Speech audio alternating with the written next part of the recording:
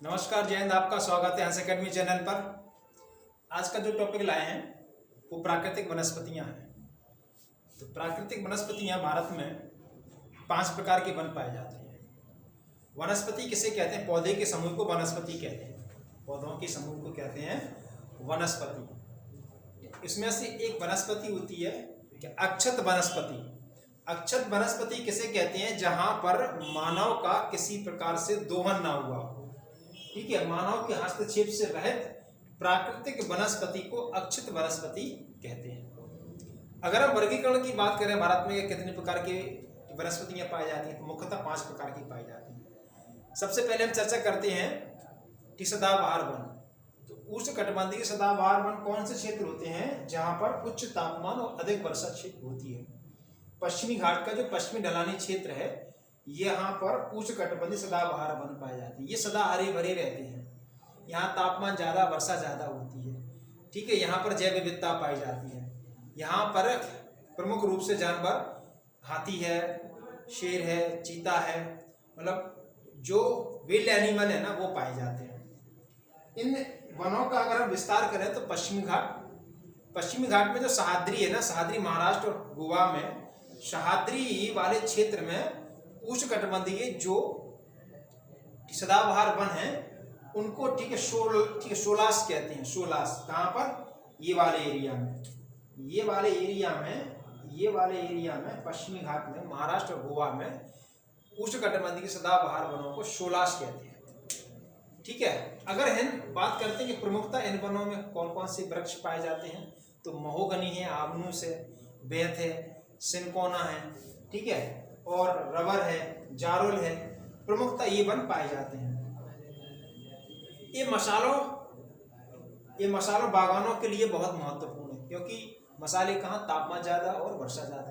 तो ये वाले एरिया में, ठीक है, कर्नाटक केरला वाले एरिया में मसाले होते हैं। तो ये तो रही बात कि इसकी उष्णकटिबंधीय सदाबहार वन की।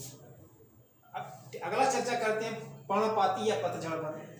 अच्छा, उष्णकटिबंधीय सदाबहार वन का क्षेत्र देखो, ये वाला क्षेत्र है जो ग्रीन कलर में दिख रहा है ना, पूर्व उत्तर भारत और पश्चिमी घाट का पश्चिमी क्षेत्र, ठीक है। दूसरी अगर हम चर्चा करते हैं पर्णपाती या पतझड़ वन, तो पर्णपाती पतझड़ वनों का विस्तार ये वाला है। सबसे ज्यादा भूभाग पर भारत में पाए जाने वाले पर्णपाती और पतझड़ वन। पतझड़ क्यों कहते हैं? कि पत्तियां जल्दी झड़ जाती हैं। मुख्यतः ये 2 प्रकार होते हैं, 2 प्रकार के होते हैं। एक होते हैं कि शुष्क पर्णपाती वन और एक होते हैं आर्द्र पर्णपाती वन। आर्द्र पर्णपाती वन कौन से होते हैं? जहां पर अच्छा, जो सदाबहार वन होते हैं ना, यहाँ पर 200 सेंटीमीटर से ज्यादा वर्षा होती है। इन वनों में 200 सेंटीमीटर से ज्यादा वर्षा होती है। आर्द्र पर्णपाती वन मुख्यतः 2 होते हैं, एक शुष्क और एक आर्द्र, ठीक है। तो पर्णपाती वनों में आर्द्र पर्णपाती वन कहाँ होते हैं? जहां पर 100 से 200 सेंटीमीटर वर्षा होती है, ठीक है। ये प्रमुखता मध्य भारत, ठीक है, दक्षिण भारत, छत्तीसगढ़, उत्तर प्रदेश, मध्य प्रदेश, ठीक है, बिहार में पाए जाते हैं। आर्थिक दृष्टि से ये बहुत लाभकारी होते हैं, बहुत उपयोगी होते हैं। लाइक जैसे चंदन है, शीशम है, महुआ है, सागौन है, ये बहुत महंगे वृक्ष होते हैं, ठीक है। ये वन कहाँ पाए जाते हैं? पूर्वी ढलानों पर और प्रायद्वीपीय पठार पर। पूर्वी ढलानों पर ये जो उच्च क्षेत्र होता है, जबकि निम्न क्षेत्रों में शुष्क पर्णपाती वन पाए जाते हैं, यानी कि पत्तियां चौड़ी होती हैं, जल्दी झड़ जाती हैं, इसलिए इनको पतझड़ कहते हैं, पत्ते झड़ जाते हैं, ठीक है। जो शुष्क पर्णपाती वन होते हैं वहां पर 70 से 100 सेंटीमीटर वर्षा होती है, मतलब वो कम वर्षा वाले क्षेत्र। 70 से 100 सेंटीमीटर वर्षा वाले क्षेत्रों में यहाँ पर सबसे बड़ी समस्या रहती है, चराई की समस्या बहुत ज्यादा रहती है शुष्क पर्णपाती वनों में, ठीक है। तो ये पर्णपाती वनों का विस्तार है। अगला बात करते हैं कटीले वन। ये कटीले वन है, रेड कलर में जो कटीले वन है, ये अर्धचंद्राकार में, ठीक है। तेलंगाना का पठार है, ये राजस्थान, पंजाब, हरियाणा, गुजरात है और तेलंगाना पठार है। कटीले वन जहां पर वर्षा कम होती है, कम वर्षा वाले क्षेत्रों में कटीले वन पाए जाते हैं। 70 सेंटीमीटर के आसपास यहाँ पर वर्षा होती है। तेलंगाना में यह कटीले वन अर्धचंद्राकार में पाए जाते हैं। तेलंगाना में यह वन अर्धचंद्राकार में पाए जाते हैं, है ना। इसके बाद वो क्षेत्र जो वृष्टि छाया होता है, ठीक है ना, तभी तो कटीले हो ना। कटीले वन क्या कहते हैं, इनमें कांटे होते हैं, तो पत्तियों का अभाव रहता है। तो पत्तियों का अभाव के कारण क्या होता है, जो एवोपोरेशन की होता है ना, वो कम मात्रा में होता है। वाष्पोत्सर्जन यहाँ पर इनमें कम होता है क्योंकि पीटल्स का अभाव रहता है। प्रमुख वृक्षों की बात करें तो नागफनी है, बबूल है, खजूर है ना। इसके बाद क्या कहते हैं, कैक्टस है, खैर है, इत्यादि वन पाए जाते हैं। क्षेत्र की बात करें तो राजस्थान, पंजाब, हरियाणा, गुजरात और तेलंगाना प्रमुखता ये क्षेत्र है। अगले वनों की हम चर्चा करते हैं तो पर्वतीय वन आते हैं। जो पर्वतीय क्षेत्र होता है ना, ये पर्वतीय वन, ये पर्वतीय, ये पर्वतीय, ये पर्वतीय। तो पर्वतीय वनों में ये पर्वतीय वन चूंकि होता क्या है कि दो प्रकार की ये भी होते हैं, एक कम ऊंचाई वाले और एक ज्यादा ऊंचाई वाले। तो जो कम ऊंचाई वाले होते हैं मतलब कि 1500 मीटर की कम ऊंचाई के, यहाँ पर पतझड़ और सदाबहार वन पाए जाते हैं। जबकि 1500 से लेकर 3500 मीटर की ऊंचाई के जो वन होते हैं ना, यहाँ पर अल्पाइन वन पाए जाते हैं। अल्पाइन वन यानी कि कोणधारी वन, ठीक है, जहाँ पर हिमपात होता है, बर्फ गिरती है ना वर्षा के रूप में, तो वहाँ पर अल्पाइन वन पाए जाते हैं। अल्पाइन वन कैसे होते हैं, ये इनकी पत्तियां नुकीली होती हैं, लकड़ियां मुलायम होती हैं, ठीक है ना, सूच्याकार जैसी होती हैं, तो कोणधारी, कोण जैसा बना होता है, इस प्रकार के कोणधारी होते हैं, इस प्रकार के होते हैं, ठीक है। तो जहां पर 3500 मीटर की ऊंचाई का क्षेत्र होगा वहां पर देवदार, स्प्रूस, सिल्वर फर है, चीड़ है, ये प्रकार के वन पाए जाते हैं। 1500 मीटर की ऊंचाई के जो क्षेत्र होते हैं वहां पर पर्णपाती और पतझड़ वन पाए जाते हैं। तो इसमें पर्वतीय वनों में क्या होता है कि पर्वतीय भागों में ऊंचाई के साथ साथ वनस्पतियों के स्वरूप में क्रमिक परिवर्तन दिखाई देखने को दिखता है, क्योंकि ऊंचाई के साथ साथ वनों में भी परिवर्तन, चेंजेस होता रहता है। तो ये पर्वतीय वन। विस्तार की बात करें, जम्मू कश्मीर, लद्दाख, हिमाचल प्रदेश, उत्तरी उत्तराखंड, सिक्किम और नामचा बारवा का क्षेत्र अरुणाचल प्रदेश। अगला बात करते हैं ज्वारीय वन। इन ज्वारीय वनों को अनुवन भी कहते हैं। ये ज्वारीय वन है, ब्लू कलर के ज्वारीय वन, जहाँ पर डेल्टाई क्षेत्र होता है, ज्वारीय वन। यहाँ पर ज्वार एक क्षेत्र ये भी है, कच्छ कलमा का ज्वारीय वन है, जहाँ पर नदियों का ताजा जल समुद्र में मर्ज होता है, मिलता है, वहां पर ज्वारीय वन। तो वो क्या होता है, परिणाम स्वरूप दलदली क्षेत्र बन जाता है, तो वहां पर ज्वारीय वनों का विस्तार होता है, ठीक है।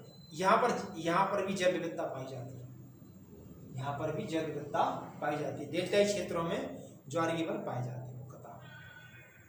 हम बात करते हैं प्रमुख वृक्ष कौन से ज्वारीय वन के, तो मैग्रोव है, सुंदरी है, ठीक है ना, केजुरीना है, और इसके बाद केवड़ा है, बैंदी है, प्रमुखता वृक्ष पाए जाते हैं। क्षेत्र की बात करें तो पश्चिम बंगाल, ठीक है, आंध्र प्रदेश, तमिलनाडु, कच्छकरण प्रमुखता। तो ये हमारे भारत में 5 प्रकार के वन पाए जाते हैं। बात करते हैं कुछ वनों से संबंधित महत्वपूर्ण तथ्य। तो भारत का जो केंद्रीय पर्यावरण मंत्रालय है वह क्या करता है, वन रिपोर्ट जारी करता है, सॉरी वो नहीं करता है, वो डिक्लेरेशन करते हैं, परंतु जो वन रिपोर्ट जारी होती है ना, वो भारतीय वन सर्वेक्षण विभाग है, उसके द्वारा प्रत्येक 2 वर्ष बाद रिपोर्ट जारी होती है, भारतीय वन स्थिति रिपोर्ट। तो जो 2020 में जारी हुई थी, ये भारत की 16वीं रिपोर्ट थी, जो कि 1987 से आरंभ हो रही है। 1987 से भारतीय सर्वेक्षण विभाग क्या करता है, वन रिपोर्ट जारी करता है। तो समझते हैं 2020 की जो वन रिपोर्ट, जो 16वीं रिपोर्ट आई थी, उसके प्रमुख आंकड़े क्या है। भारत के कुल भौगोलिक क्षेत्रफल में अगर हम बात करते हैं तो 24.56% वन है, परंतु होने कितने चाहिए, 33% वन होना चाहिए भारत में नहीं, इवन पृथ्वी पर। तो 24.56 24.56% भारत में वन है। अगर हम बात करते हैं कि कुल भौगोलिक क्षेत्रफल का बनावरण कितना है, कुल भौगोलिक क्षेत्रफल का बनावरण 21.66% है। बात करते हैं कि बनावरण की दृष्टि से प्रतिशत के आधार पर कौन कौन से राज्य सबसे आगे है, तो मिजोरम में 85% वन है, अरुणाचल प्रदेश 79% वन है, जबकि मेघालय में, ठीक है, से आपका 76% वन है। अगर हम केंद्र शासित क्षेत्रों की बात करें तो लक्षद्वीप में सर्वाधिक है, फिर अंडमान निकोबार में आएंगे। अंडमान निकोबार और लक्षद्वीप में यहाँ पर सदाबहार वन पाए जाते हैं, एवरग्रीन। बात करते हैं कि क्षेत्रफल के आधार पर राज्यों में कितने प्रतिशत वन है, कितने भूभाग में फैले हुए हैं। वनावरण, वनावरण क्या होता है कि वन कितने प्रतिशत भाग को घेरे हुए हैं। वनाच्छादित कितने आच्छादित हैं, समझे ना। तो वनावरण में देखा जाए तो राज्यों में तो मध्य प्रदेश में लगभग 77,000 वर्ग किलोमीटर में फैले हुए हैं। ठीक है, दूसरे स्थान पर अरुणाचल प्रदेश आता है, तीसरे स्थान पर छत्तीसगढ़ आता है वनावरण की दृष्टि से 2020 के आंकड़े के अनुसार। एक महत्वपूर्ण इसमें तथ्य क्या है कि एक बन्नी ग्रासलैंड है जो कि गुजरात में है। एशिया के जो उष्णकटिबंधीय घास के मैदान है सबसे बड़े, ये जैव विविधता का घर कहते हैं इसको। गुजरात में बन्नी ग्रासलैंड जो कि क्या है, घास के मैदान। यह है एशिया के सबसे बड़े घास के मैदान है, इन्हें हम जैव विविधता का घर कहते हैं। तो ये तो हुआ हमारा वनों का टॉपिक। वीडियो अगर आपको अच्छा लगा हो तो प्लीज इसको लाइक करें, सब्सक्राइब करें, अधिक से अधिक लोगों तक इसको शेयर करें। थैंक यू, जय हिंद।